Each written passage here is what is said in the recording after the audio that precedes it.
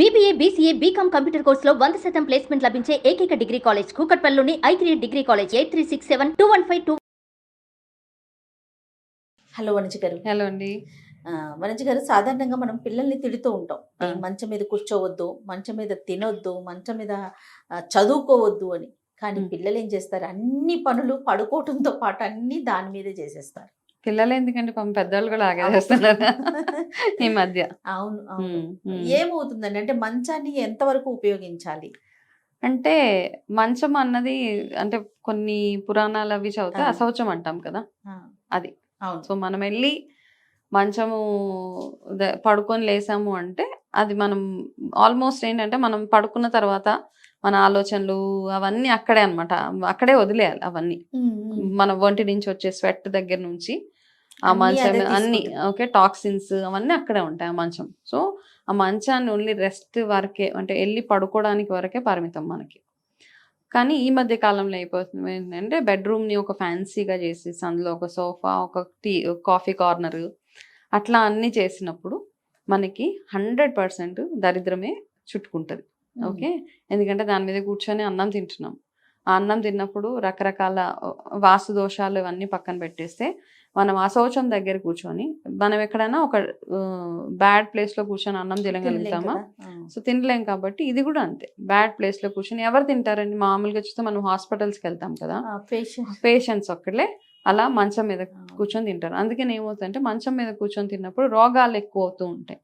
దీనికి scientific logics ఇవేమీ లేవు. ఫస్ట్ థింగ్ ఏంటంటే నన్ను అడిగితే నా లాజికల్ నేను ఆలోచించింది ఏంటంటే, నెంబర్ 1, పాతకాలంలో మనకు డైనింగ్ టేబుల్ కాన్సెప్ట్ కానీ మంచాల కాన్సెప్ట్ ఇవంతా ఏది లేదు యాక్చువల్గా. ఫస్ట్ అండ్ ఫార్మోస్ట్ మంచాలు ఉండేవేమో, కొన్ని రోజుల తర్వాత పందిరి మంచాలు అని అవన్నీ ఇవన్నీ వచ్చేసినాయి. మనకి డైనింగ్ టేబుల్ కాన్సెప్టే లేదు అక్కడ, అందరు కింద కూర్చొని తినే పని. ఆ కింద కూర్చొని తిన్నప్పుడు ఏమయ్యేదంటే మనకి ప్రాపర్గా డైజెషన్ అదంతా చక్కగా అయిపోయేది, ఫ్లెక్సిబిలిటీ బాగుండేది. మనం ఒక్కొక్క ముద్దకి ఇలా వంగి లేస్తున్నప్పుడు ఈ ఈ ముద్రలు ఇవన్నీ బాగా వర్క్ చేసి డైజెషన్ అదంతా బాగా అయ్యేది. దాని తర్వాత మెల్లిమెల్లిగా డైనింగ్ టేబుల్ నాకేమనిపిస్తుంది అంటే, అఫ్కోర్స్ అందరం ఇప్పుడు డైనింగ్ టేబుల్ వాడుతున్నాము, అవకాశం ఉన్న వాళ్ళు మ్యాక్సిమం అట్లీస్ట్ కింద కూర్చొని తినడానికి ట్రై చేయొచ్చు. బట్ మంచం మీద కూర్చొని తింటే కూడా మనకి ఈక్వల్గా ఏంటంటే, ఫస్ట్ ఆఫ్ ఆల్ మీ బెడ్రూమ్లో ఉన్న మీ ఆరా ఏదైతే ఉందో, మీరు బెడ్రూమ్లో కూర్చొని ఏ బిర్యానీ ఏదో తింటారు, ఏదో సంథింగ్ తినేసి వచ్చేసిన తర్వాత మళ్ళీ మీరు అందులోకి వెళ్ళగలుగుతారా? స్మెల్ వస్తుంది. సో దానివల్ల ఏమవుతుందంటే ఫుడ్ పార్టికల్స్ అవన్నీ పడిన తర్వాత కూడా మనకి దాని నుంచి ఒక బ్యాడ్ స్మెల్ వచ్చేస్తుంది. మనం ఏంటంటే రెస్ట్ చేసుకునే రూమ్ అది కదా, పీస్ఫుల్గా వెళ్ళి పడుకునే రూమ్ అది. ఫస్ట్ ఆఫ్ ఆల్ అందరు అంటారు good sleep is enough, good sleep చాలా అవసరము. ఆ గుడ్ స్లీప్ ఏంటంటే, ఆ గుడ్ స్లీప్ మంచి నిద్ర కావాలంటే అందులో ఉన్న వాతావరణం అంతా అట్మాస్ఫియర్ కూడా చాలా పాజిటివ్గా అండ్ ప్లెజెంట్గా ఉండాలి. ఈ ఫుడ్ పార్టికల్స్ అవన్నీ పడినప్పుడు అక్కడ బొద్దింకలు రావడం ఇట్లాంటివన్నీ స్టార్ట్ అవుతూ ఉంటాయి. ఒకలాంటి బ్యాడ్ స్మెల్ అది వచ్చేస్తూ ఉంటుంది. సో ఎంగిలి బేసికలీ మనం ఏంటంటే ఏ ప్లేస్కి వెళ్ళినా దాన్ని మనం చెడగొట్టేస్తున్నాం అనమాట. ఎక్కడ ఏ పని చేయాలో అక్కడ ఆ పని మాత్రమే చేసుకోగలిగితే మనకి మైండ్ బాగుంటుంది, ప్లస్ హెల్తీగా కూడా ఉండగలుగుతాం. అండ్ వాస్తు ప్రకారం కూడా అందుకే కదా బెడ్రూమ్ ఈ ప్లేస్లోనే ఉండాలి, ఆగ్నేయంలో మనకి కిచెన్ ఉండాలి, ఈశాన్యంలో దేవుడి గది ఉండాలి. అందుకని ఏ ప్లేస్లో ఏ పనులు చేయాలో ఆ ప్లేస్లో ఆ పనులు చేస్తూ ఉంటేనే మన ఇల్లు ఎదుగుదల బాగుంటుంది. ఇంట్లో మనకి ఎటువంటి నెగిటివ్ ఎనర్జీస్ కానీ, పిల్లలకు బ్లాకేజెస్ కానీ, ఆరోగ్య సమస్యలు అవన్నీ రాకుండా ఉంటాయి. దేర్ఫోర్ వాస్తు అందుకే ఉందన్నమాట. డైనింగ్ టేబుల్ ఎక్కడుందో ఆ ప్లేస్లో మాత్రమే వెళ్ళి కూర్చొని అన్నం తినాలి, అంతే. అట్లా తిన్నప్పుడు ఏంటంటే మనకి డెఫినెట్గా అంటే మనము బెడ్రూమ్లో అన్నాన్ని ఎప్పుడైతే తీసుకెళ్తామో మన అన్నపూర్ణదేవిని డిస్రెస్పెక్ట్ చేస్తున్నట్టే కదా, అవమానించినట్టే అమ్మవారిని. అది ఒకటి గుర్తుపెట్టుకోవాలి. మన దగ్గర ఉన్న బెస్ట్ కల్చర్ ఏంటి అంటే, అన్నం ఎత్తుకుని తొక్కము, ఒక పేపర్ని తొక్కము, ఇవన్నీ చేయం కదా. మనం కింద అన్నం పడితే కాళ్ళకు దండం పెట్టుకుంటాం, చేత్తో నుంచి చేసి ఎక్కడో ఒక పక్కకేసేస్తాము. ఒకవేళ కింద సడన్గా మన చేతిలోంచి అన్నం జారిపోయినా చక్కగా దాన్ని ఎత్తేసి మనము ఏ చెట్టు మొదట్లోనో ఎక్కడో వేసేస్తూ ఉంటాం, లేకపోతే కుక్కకో పిలిచేసి వేసేస్తూ ఉంటాం. సో ఇప్పుడు అవన్నీ మెల్లిమెల్లిగా మనం ఎక్కడో మైనస్ అయిపోతా వెళ్ళిపోతా ఉన్నాం, మర్చిపోతున్నాం, ఆ కల్చర్ మర్చిపోతున్నాము, అవన్నీ మర్చిపోతున్నాం. పేపర్లు తొక్కేవాళ్ళం కాదు మనం, ఎప్పుడైనా తొక్కేవాళ్ళమా? ఇప్పుడు కార్ సర్వీసింగ్ ఇచ్చి రాగానే కింద ఇన్ని పేపర్లు ఉంటాయి, మనసుకి కష్టం అనిపిస్తుంది, అబ్బా ఇప్పుడు ఇది తొక్కాలా అనిపిస్తుంది. ఎందుకంటే మనం అట్లాంటి వాల్యూస్తో పెరిగాం, అట్లాంటి కల్చర్ మనం చూసొచ్చాం. ఈ మధ్య జనరేషన్ పిల్లలకి తెలియట్లేదు అవన్నీ. కాబట్టి ఎవరైతే ఆ కల్చర్, ఆ వాల్యూస్ అవన్నీ చూసారో, అవన్నీ తెలుసో ఇప్పుడున్న పిల్లలకి చెప్పాల్సింది. మనం అన్నాన్ని అన్నపూర్ణ దేవితోటి ఎందుకు పోలుస్తామో, పేపర్స్ అంటే సరస్వతి అమ్మవారు, అన్నిటిని ఒక్కొక్క దేవతకి రిలేట్ చేస్తూ ఉంటాం. అవును. సో మనం ఎప్పుడైతే అన్నాన్ని తీసుకెళ్లి బెడ్రూమ్లో కూర్చొని ఆ శౌచం దగ్గర కూర్చొని తింటే అమ్మవారు ఆగ్రహిస్తుంది, అనుగ్రహించదు. కాబట్టి మనకి సో సింపుల్గా మనకి సైంటిఫిక్ రీజన్స్ వాటికి వెళ్ళక్కర్లేదు. కొన్ని విషయాలలో మనం సైంటిఫిక్ రీజన్స్కి వెళ్ళక్కర్లేదు అండి. ఎందుకంటే దీనికి వ్యాలిడేషన్ అక్కర్లా. అంతే మనం కదా. ఆ వాల్యూస్ తోటి, ఆ కల్చర్తో పెరిగాం కాబట్టి, భగవంతుడిని నమ్ముతాం కాబట్టి, మనం ఎట్లా ఉంటే మనకి ఎదుగుదల బాగుంటుంది, ఎట్లా ఉంటే మనము భగవంతుని మర్యాద పూర్వకంగా చూసినట్టు ఉంటుంది, ఇవన్నీ మనం ఆలోచించి కొన్నిటికి వ్యాలిడేషన్స్, రీజన్స్ లేకుండా చేయకూడదు అంటే చేయకూడదని బయటకు వచ్చేయాలి మనం. అవును. అంతే. తర్వాత మంచి గారు తినటం గురించి మాట్లాడుకున్నాం. దీంతో పాటు చదువుకోవటం కూడా బెడ్ మీదే పిల్లలు చేస్తూ ఉంటారు. హోంవర్క్స్ రాసుకోవటం, అక్కడే కూర్చొని చదువుకోవటం, దాని మీదే ప్రాజెక్ట్ వర్క్స్ చేసుకోవటం.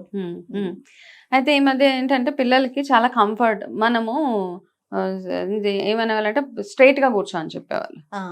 వెన్ను స్ట్రైట్ గా పెట్టు, స్పైన్ స్ట్రైట్ పెట్టి కూర్చొని చదువు అనేవాళ్ళు. మనకి చిన్నప్పటి నుంచి అంతే కదా. అవును. కానీ ఈ మధ్య ఏంటంటే పిల్లలకి రిలాక్స్ మోడ్ లో వెళ్ళిపోతూ ఉన్నారు. సో నేను ఇందాక ఎలాగైతే చెప్పాను అన్నపూర్ణదేవిని డిస్రెస్పెక్ట్ చేసినట్టు, సేమ్ థింగ్ మనం చదువుని ఎప్పుడైతే మంచానికి ఎక్కిస్తామో ఫస్ట్ ఆఫ్ ఆల్ ఆ చదువు మన బుర్రకెక్కదు. ఫెయిల్యూర్స్, బ్లాకేజెస్ అవన్నీ స్టార్ట్ అవుతాయి. అండ్ సరస్వతి అమ్మవారిని మనం అవమానించినట్టే. కాబట్టి పిల్లలకి ఫస్ట్ ఆఫ్ ఆల్ అంటే మనం ఏంటంటే కంఫర్ట్ జోన్ ఇవ్వాలనే ఆలోచన. ఏసీ ఉంటే పిల్లలకి మంచం ఉండాలి, పరుపు ఉండాలి, దాని మీద కూర్చొని చదవాలా, మెత్తగా కూర్చోాలి. అక్కడ కష్టాన్ని మనము అన్ని విషయాలలో కాంప్రమైజ్ అవ్వకుంటూ వచ్చేస్తామండి. ఇప్పుడు జనరేషన్లో ఏంటంటే అన్ని రకాల కంఫర్ట్స్ ఇస్తాం. పిల్లలు కూర్చొని చదవాలంటే వాళ్ళకి టేబుల్ ఇస్తాం, వాళ్ళకి ఏసీ ఇస్తాము, వాళ్ళకి అన్ని రకాల కంఫర్ట్స్ ఇస్తాము. ఓకే, సో స్టడీ టేబుల్, ఎన్ని కంఫర్ట్స్ వాళ్ళకి కదా. కాబట్టి పిల్లలు చదవాలి అంటే ఇప్పుడు ఏమవుతుందంటే ఒక్కొక్క ఆసనం ఉంటుంది, ఒక్కొక్క ముద్ర ఉంటుంది. మనము కింద కూర్చొని స్పైన్ స్ట్రైట్ పెట్టి చదివినప్పుడు, ఇట్లా తల కిందకి పెట్టి చదివినప్పుడు ఇవన్నీ ఆసనాలు, ఇవన్నీ మన బ్రెయిన్లో మెమరీ ఏవైతే ఉంటుందో ఆ మెమరీని ఎన్హాన్స్ చేయడానికి ఇవన్నీ వర్క్ చేస్తాయి. మంచం మీద కూర్చున్నప్పుడు ఏమొస్తుందంటే ఫస్ట్ నిద్ర వస్తుంది. కంఫర్ట్ జోన్లోకి వెళ్ళినప్పుడు ఏమొస్తుందంటే ఫస్ట్ మనకి హ్యాపీగా ఏసీ ఉంది, రిలాక్స్డ్ మోడ్లో ఉంటుంది. రిలాక్స్డ్ మోడ్లో పిల్లలకి ఆ పట్టుదల అన్నది పెరగదు ఫస్ట్ అండ్ ఫార్మోస్ట్. కాబట్టి పిల్లల్ని చదివే ఏరియా ఏదైతే ఉందో చక్కగా కిందైనా పర్వాలేదు, కింద అయినా ఒక పీస్ఫుల్ కార్నర్లో టీవీలు ఇవన్నీ చెప్పాలంటే చాలా అండి. ఈ మధ్య మనం చాలా చాలా చేసేసాం. అఫ్ కోర్స్ పిల్లలు ఇంటెలిజెంట్ గానే ఉన్నారు ఈ మధ్య. చదువు కంటే అంటే స్కూల్ స్టడీస్ కంటే కూడా బయట తెలివితేటలు అన్ని చాలా ఎక్కువగా ఉన్నాయి. సో అవి తెలివితేటలు అనుకోకూడదు మనం. సో పిల్లల బ్రెయిన్ షార్ప్ కావాలి. ఈ మధ్య కాలంలో వచ్చే డిప్రెషన్స్ ఇవన్నీ ఎందుకంటే మనం ఫస్ట్ ఈ కంఫర్ట్ జోన్కి అలవాటు చేసేసి పిల్లల్ని ఇప్పుడు ఇట్లా అలవాటు చేసి రేపొద్దున మీరు కింద కూర్చొని చదవండి అంటే చదవరు. కాబట్టి నెక్స్ట్ జనరేషన్స్ ఏవైతే ఉన్నాయో వాళ్ళందరికీ చిన్నగా అనమాట ఇవన్నీ హెల్తీగా కూడా, హెల్త్ పరంగా చూసుకున్నా ఇప్పుడు మనము స్పిరిచువల్గా మాట్లాడుకుంటున్నాం కాబట్టి చిన్నగా డీకోడ్ చేసుకోవడానికి ట్రై చేస్తున్నాం మనం, ఎందుకు ఏంటి అనేసి. కాబట్టి హెల్త్ పరంగా చూసుకున్న మైండ్ బాగుండాలి, పిల్లలకి మెమరీ షార్ప్గా ఉండాలన్నా కానీ ఇవన్నీ చాలా యూస్ఫుల్ మనకి. నార్మల్గా చూస్తే మేము బెడ్రూమ్స్ అంటున్నాం, చాలామంది అండి మన పేరెంట్స్ అండి వాళ్ళు ఇంకొకరి బెడ్రూమ్లోకి అడుగు కూడా పెట్టరు అసలు. అవునండి. వాళ్ళు ఓన్లీ హాల్ వరకే పరిమితం. ఎవరైనా ఇంటికి వెళ్తే హాల్లోనే కూర్చుంటారు అంతే. ఒకవేళ బెడ్రూమ్ లోకి వెళ్లాల్సి వస్తే మంచం మీద కూర్చోరు, పక్కన చేరేసుకొని కూర్చుంటారండి. ఇప్పుడు ఈ మధ్య ఆ ఫీల్ కదా మీరు ఫీల్ అవుతారండి. నేను వెళ్ళను ఎవరింటికి వెళ్ళినా మంచం మీద అసలు కూర్చొని, ఎవరింటికి వెళ్ళినా మంచం అంతేనా. మనం అందరం సేమ్ స్కూల్. వేరే చేరేసుకుని పక్కన కూర్చుంటాం కానీ బెడ్ మీద ఎందుకు కూర్చోలేమండి మనం. ఎవరన్నా అంతే, మనం అట్లాంటి దాంట్లో పెరిగాం కాబట్టి. ఈవెన్ మన పేరెంట్స్ అయితే బెడ్రూమ్ లో కూడా అడుగు పెట్టారు, వాళ్ళు కూడా అంతే. ఇప్పుడు మా బెడ్రూమ్ లోకి మా పేరెంట్స్ వచ్చినా లోపలికి వాళ్ళు ఒకవేళ వచ్చినా రావాల్సి వచ్చినా చేరేసుకొని కూర్చుంటారు అక్కడ, లేకపోతే నించోనే ఉంటారు. మనం లేవాల్సింది తప్పిస్తే వాళ్ళు అస్సలు కూర్చోమన్నా కూర్చోరు అంతే. అదంతే. అది ఒకటి హైజీన్, ఒకటి మర్యాద, అవతల వాళ్ళకి మనం ఇచ్చే రెస్పెక్ట్, ఒకటి మన హైజీన్ ఫ్యాక్టర్స్ అన్ని కన్సిడర్ చేస్తే ఓకే. అట్లానే ఇప్పుడు మనం నెక్స్ట్ ఎవరైనా పిలవగానే వెళ్ళిపోయి వాళ్ళ మంచం ఎక్కేసి తొక్కేసి అట్లాంటివన్నీ చేయకుండా ఇప్పుడు మా పిల్లలకన్నా చెప్తాం, ఎవరింటికైనా వెళ్తే ఎక్కడ పడితే అక్కడ అట్లా కూర్చోవద్దు, హాల్లో వెళ్ళి కూర్చోండి, ప్రిఫరబుల్ ఏదైనా ఒక చైర్ లాక్కొని కూర్చోండి. ఇవన్నీ మర్యాద పూర్వకంగా చేసే పనులు కాబట్టి చేయవచ్చు అవన్నీ. రైట్ అండి. Thank you. నమస్తే అండి.